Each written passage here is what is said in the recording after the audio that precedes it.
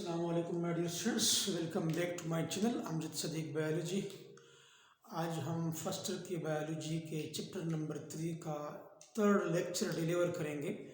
और वो third lecture क्या है, basically mode of enzyme action या मैकेनिज्म ऑफ एंजाइम एक्शन।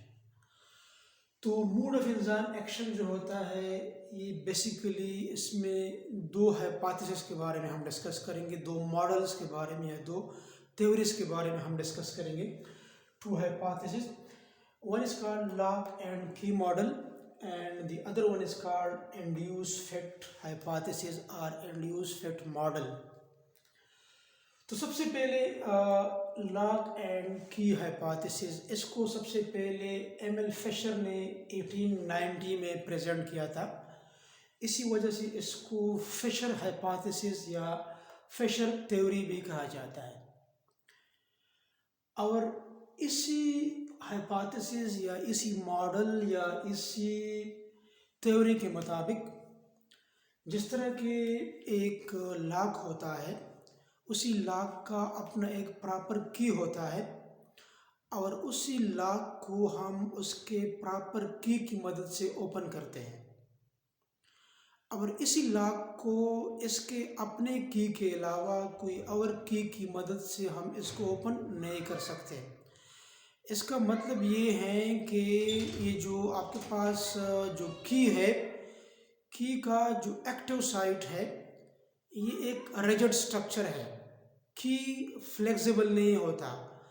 और ये की जो है, ये सिर्फ अपने लॉक के अंदर फिट हो सकती है, इसमें कोई चेंज नहीं आता। अगर आप किसी और लॉक की को इसी लॉक में इंसर्ट करने की कोशिश करें तो आप दूसरे की को आप इंसर्ट नहीं कर सकते। अगर इंसर्ट हो जाए तो फिर आप लॉक को ओपन नहीं कर सकते।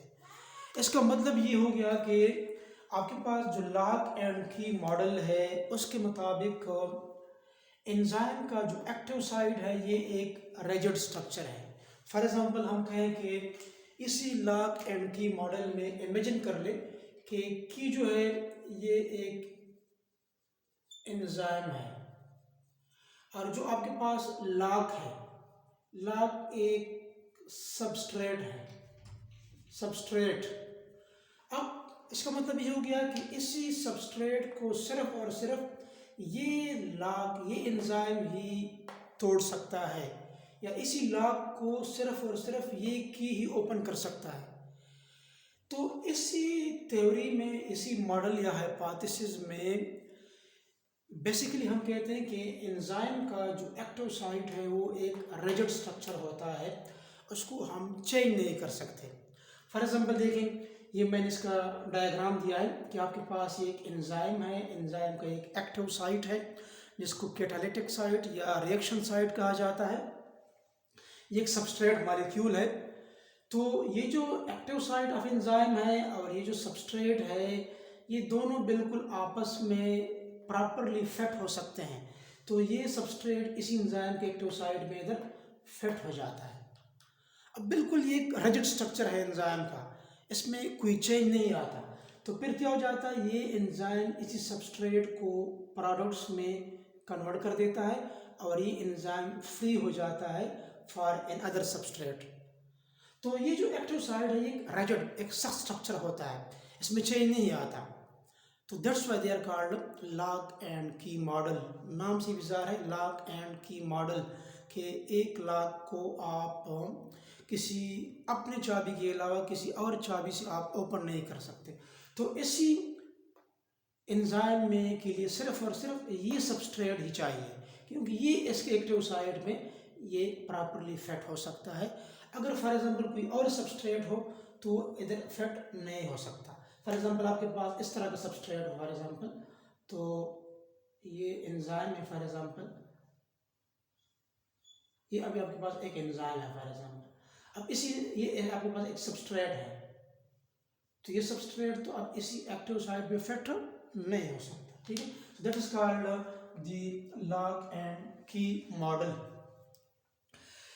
इसकी एग्जांपल एक बुक से मुझे इसका एक एग्जांपल मिला है, लॉक एंड की हाइपोथेसिस का लाइपेज एंजाइम। कि लाइपेज जो है ये इसी हाइपोथेसिस के ज़ुमरे में आते हैं, इसके तहत ये काम करता है। और साथ साथ ये जो लॉक एंड की हाइपोथेसिस के जो एंजाइम्स है, these are called non regulatory enzyme. Normally हम कहते हैं कि नॉन रेगुलेटरी एंजाइम वो एंजाइम होते हैं जो सोलली एंटायरली सबस्ट्रेट पर डिपेंड करता है। अगर सबस्ट्रेट अवेलेबल हो तो ये एंजाइम एक्शन करते हैं, इस सबस्ट्रेट को प्रोडक्ट में कन्वर्ट करते हैं। तो ये नॉन रेगुलेटरी होते हैं। ये सबस्ट्रेट होगा तो ये क्या करेंगे, काम करेंगे, सबस्ट्रेट को प्रोडक्ट में कन्वर्ट करते हैं। और इसके लिए कोई रेगुलेशन नहीं होता कि इसको स्टॉप कर लें, जब तक सबस्ट्रेट अवेलेबल होगा ये काम करते हैं। तो नॉन रेगुलेटरी एंजाइम जो होते हैं ये लॉक एंड की हाइपोथेसिस की कैटेगरी में आते हैं। तो ये आपके पास लॉक एंड की मॉडल है। दूसरा आपके पास है इंड्यूस इफेक्ट मॉडल। इसको सबसे पहले डैनियल कोशलैंड ने 1959 में पेश किया था। बास बुक्स में ये 1958 भी आया है। जिस तरह के लॉक एंड की मॉडल के मुताबिक फिशर ने इसको 1890 में प्रेजेंट किया है। बास बुक्स में ये 1894 है, बास बुक्स में ये 1896 भी है। ठीक है, तो आप डिफरेंट जगहों पर डिफरेंट ये वैल्यू दिया गया है ये डेटा, तो आप अपने टेक्स्ट बुक के मुताबिक उसको फॉलो करते जाएं। तो डैनियल कोशलैंड ने क्या किया, 1959 में या 58 में इसी हाइपोथेसिस को पेश किया था। और इसी इंड्यूस इफेक्ट हाइपोथेसिस को हैंड एंड ग्लव रिलेशनशिप कहते हैं। Hand and glove relationship.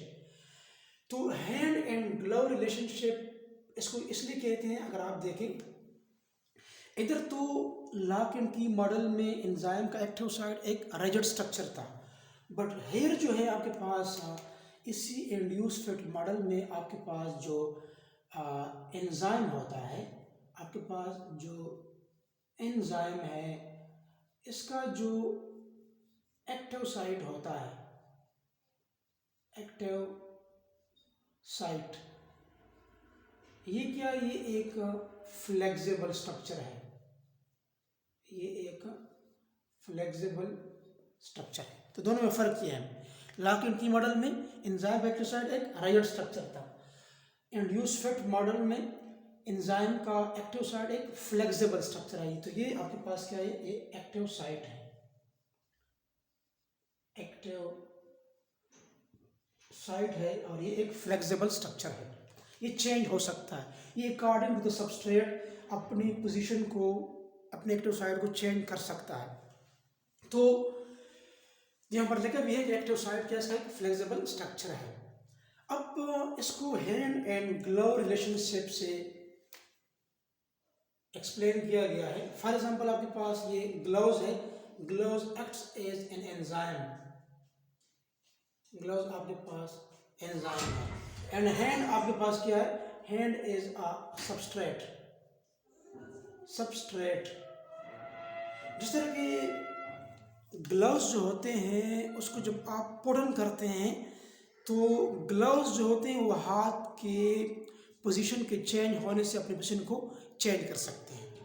इसका मतलब ये है कि एंजाइम का एक्टिव साइट क्या है, एक फ्लेक्सिबल स्ट्रक्चर है। ग्लव्स क्या होते हैं, वो फ्लेक्सिबल होते हैं, फ्लेक्सिबल होते हैं। आप अपने हाथ को पुट ऑन करते हैं तो आप इसको चेंज कर सकते हैं। तो इसको हैंड एंड ग्लव रिलेशनशिप का नाम इसलिए दिया गया है इंड्यूस इफेक्ट मॉडल को, कि इसके मुताबिक, इसी हाइपोथेसिस, इसी मॉडल, इसी थ्योरी के मुताबिक एंजाइम का एक्टिव साइट एक फ्लेक्सिबल स्ट्रक्चर होता है। कैसे, फॉर एग्जांपल देखिए आपके पास ये एंजाइम है, इसका एक्टिव साइट है, एक सबस्ट्रेट है। अगर आप देखें तो ये एंजाइम का एक्टिव साइट और ये सबस्ट्रेट जो है ये आपस में मैचिंग शो नहीं करता, जबकि लॉक एंड की मॉडल में ये देखें सबस्ट्रेट और एंजाइम एक्टिव साइट आपस में मैचिंग शो कर रहा था, इधर शो नहीं कर रहा। तो जब ये सबस्ट्रेट इसी एंजाइम एक्टिव साइट में फिट हो जाता है तो देखें इधर फिट हो गया है।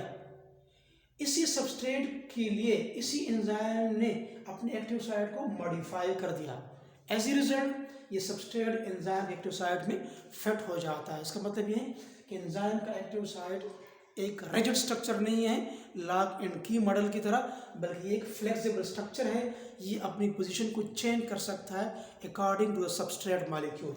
अब एंजाइम सबस्ट्रेट कॉम्प्लेक्स बन गया, फिर ये एंजाइम जो होता है इस सबस्ट्रेट को प्रोडक्ट्स में कन्वर्ट कर देता है और ये फ्री हो जाता है फॉर एन अदर सबस्ट्रेट। तो ये इन दोनों में बेसिक फ़र्क है। और इसका एग्जांपल मुझे मिला है कि हेक्सोकाइनेज, जो ग्लूकोकाइनेज जो ग्लाइकोलाइसिस में होता है, ग्लूकोज पर फॉस्फेट ग्रुप को अटैच करता है, तो हेक्सोकाइनेज या ग्लूकोकाइनेज ये इंड्यूस फैट मॉडल या इंड्यूस फैट हाइपोथेसिस की एग्जांपल है। और ये जो एंजाइम इसकी कैटेगरी में आते हैं, दे आर रेगुलेटरी एंजाइम, इस पर चेक एंड बैलेंस होता है। मतलब एंजाइम जो आपके बॉडी में काम करते हैं इसके लिए प्रॉपरली सिग्नल मिलते हैं, इसी सिग्नल के तहत उन्होंने काम करना है कि स्टार्ट करना है या भी स्टॉप करना है। बट इसी वजह से ये क्या होती हैं, आपके पास रेगुलेटरी एंजाइम होते हैं, और ये रेगुलेटरी एंजाइम जो होते हैं ये इंड्यूस फैट हाइपोथेसिस के कैटेगरी में आते हैं। और आखिर में इधर मैंने लिखा है कि इंड्यूस फैट मॉडल जो है it is the most acceptable model than the lock and key model. ये वाला जो है इंड्यूस फैट मॉडल ये most acceptable than the lock and key model. क्योंकि ये एक्सेप्टेबल मॉडल इसलिए है कि ये आपको ये बताता है कि एंजाइम का एक फ्लेक्सिबल स्ट्रक्चर है, थोड़ा सा फ्लेक्सिबिलिटी शो करता है, और एंजाइम बहुत सारे सबस्ट्रेट जो होते हैं उसमें आसानी से परफेक्ट हो सकते हैं। इसी सबस्ट्रेट की एंजाइम एक्टिव साइट में फिट होने और एंजाइम के एक्टिव साइट के फ्लेक्सिबिलिटी की वजह से जो होता है हम कहते हैं कि ये एक साइंटिस्ट ने कहा है कि इंड्यूस फैट मॉडल एक एक्सेप्टेबल मॉडल है then the lock and key model. तो उम्मीद है आपको ये समझ आया होगा। आप इसका स्क्रीनशॉट भी ले सकते हैं। अगर फिर भी आपको कोई मसला हो तो आप कमेंट बॉक्स में पूछ सकते हैं। आपको अगर ये वीडियो लेक्चर पसंद आया है तो काइंडली मेरे चैनल को लाइक दीजिए, कमेंट दीजिए और सब्सक्राइब करें, अपने दोस्तों के साथ शेयर कर लें। और फिर भी आपको कोई मसला हो तो आप पूछ सकते हैं, और अपनी दुआ में हमें ज़रूर याद रखिए। अल्लाह हाफिज़।